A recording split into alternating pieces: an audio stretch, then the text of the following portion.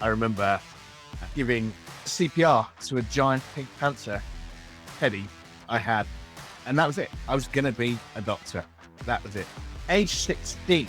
And it was great. There's lots of blood, lots of guts, gore. Really enjoyed it. Wanted to be a doctor more than ever. I wanted to save the NHS, if not the world, single-handedly.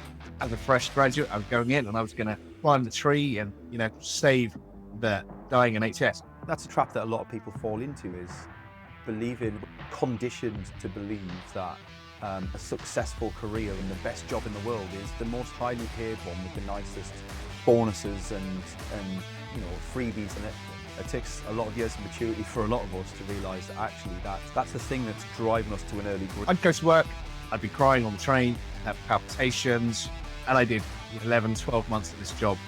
It was in Harley Street in London, 26, and someone asked me to go and work in Harley Street. Now, if you know anything about healthcare, you know that Harley Street is probably one of the most prestigious places in the world to work. What young, arrogant man wasn't going to say no to being headhunted to work there? As it turns out, it was absolutely horrific, and it nearly broke me.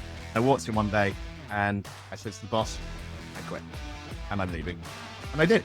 It's about how much time are you going to get to spend each day doing the sorts of things that make you truly happy? And is it going to give you enough time doing that to balance out the stuff that won't be so fulfilling? Why do we threaten people? If you don't study really hard, you're going to end up in a call centre. Why is a call centre a bad thing? It was a crazy time, but it was the right thing. And there was just that feeling of joy.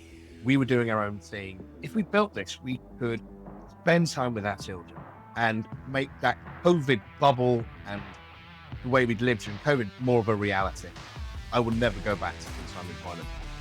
I was probably unemployable and a pain in the ass from day one. I couldn't go back to being told what to do anymore.